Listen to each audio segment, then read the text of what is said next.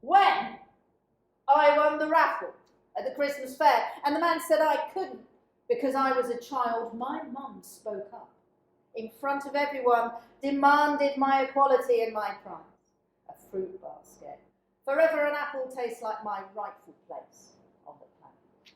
When the neighbour's teenage son asked me why I didn't want to be his girlfriend, I told him I was too young. When I told my mother I didn't want him to babysit anymore, she listened and he didn't.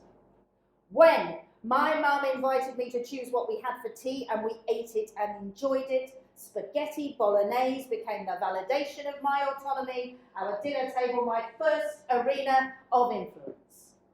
When I read, I formulated how I did and did not want to live my life. I worked out who I was, who has the power, how they use that power, how my power can be used, and what to do in situations of powerlessness. When I sat quietly, unnoticed, with my mum and her friends, dissecting the nature of the meaning of their many abusive partners, I took note of the protagonists to watch out for, the charm and the thrust of their intentions, forearmed with the knowledge that danger was out there, dressed in denim and smelling of desire.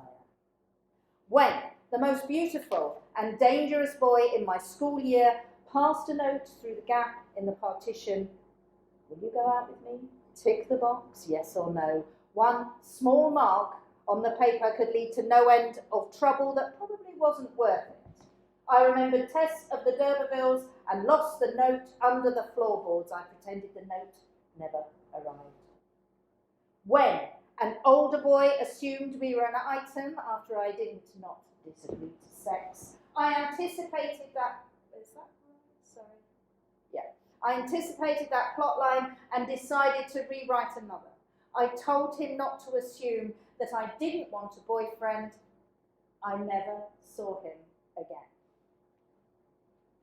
When I was pestered and pressured into a whirlwind romance and informed I was going to get pregnant, I chose contraception. When his hand slipped around my throat during sex, I saw the plot twist, the hidden meaning, the baddie revealing his evil plan. I said no. I knew I would never allow that to happen again. When I faced persistent infringements of my authority, I laser focused my intuition, frame and reframe my space with story and voice, with the strength of my invisible concrete boundaries. When we meet, my exposure to feminism means I wouldn't fucking dream of breaching your autonomy. I meet you at the edge of it, respect it, and take it from there.